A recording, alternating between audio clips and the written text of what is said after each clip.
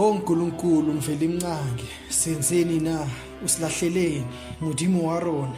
What have we done? Who have we become? Why have you turned your back on us? We are your children and we are in pain. Not only us but our ancestors in the spiritual realm. Our communication is broken like a mother who has given birth to a child who is blind and deaf. And no matter how much she tries to guide and direct the little one, the black child has no desire to interact and appreciate the wisdom. And with every passing day we dig deeper graves for ourselves and our descendants to come. We are despised by every nation around the world as if the black skin was a symbol of inferiority.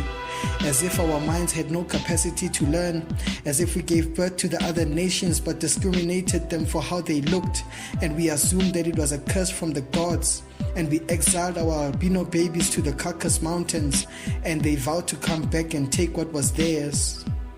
I love you, my child. It pains me to see you try so hard to be someone that you are not. Those rare cases where you experience discrimination will bring you down to earth.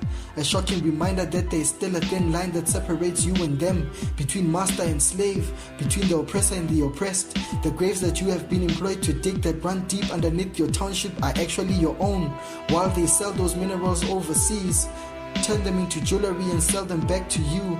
The depth of your confusion runs so deep that we are heading for the center of the earth. I hope and pray that you will listen to these words of warning, black child.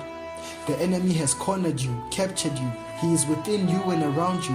He has poisoned you with his genetically modified foods and his knowledge. And as you die, you curse us, your ancestors, for leaving you, forsaking you, neglecting you. You demonize us and tell us to stay in our graves. Little do you know that every time you look into the mirror and see yourself, that image that you have grown to hate, we are there. That big nose from your grandfather, those small beady eyes from your great uncle, those thick lips from your mother, and those wide hips from your grandmother, that dark skin from the Creator's firstborn, that sense of unease, that intuition, that inner knowing, that desire to break away, that feeling of community. That is us, your ancestors, within you. We are you. We are not in our graves, but we are what makes you who you are, black child. Black child, you will either die and be a hero or live long enough to see yourself become the villain, an adversary, a schizophrenic that is caught between who you truly are and an empty shell that has been colonized, whose life has become a paper chase, whose value can be measured by a paycheck. The white man has no remorse for what he has done to you and despises you for the filth that you have brought to his government, to his neighborhoods, suburbs, to the schools where they educate their children, to the resorts where they go for relaxation. The closer you move to him is the more he will move away. Why do you keep throwing yourself at him, black child?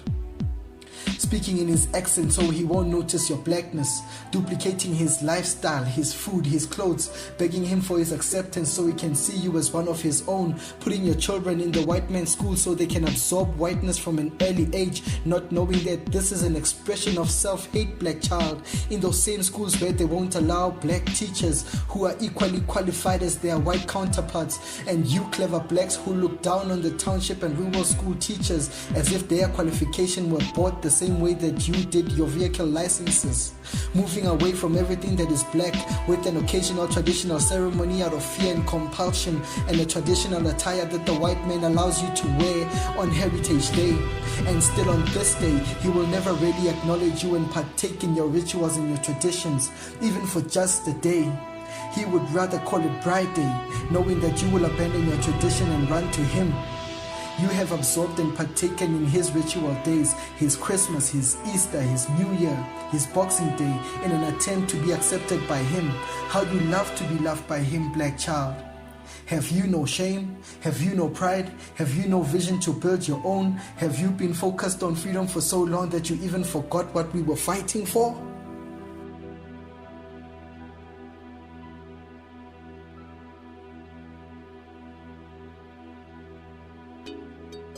This is Black Child Part 3 of 4. This is a message of self-love and not about hating others. Learn to love yourself, black child. It is through love that we shall heal this world.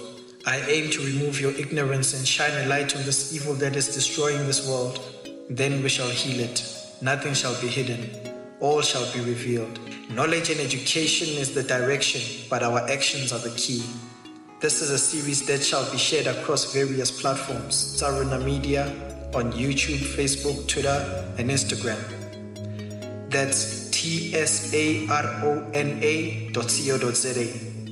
We are going into all topics from religion to education, from money to the fourth industrial revolution, everything. You are not immune to the problems of this world.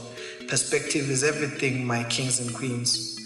BlackChild is possible. Stay tuned. Please share with your friends, subscribe to the channel so you don't miss out on the next release, and don't forget to like the video.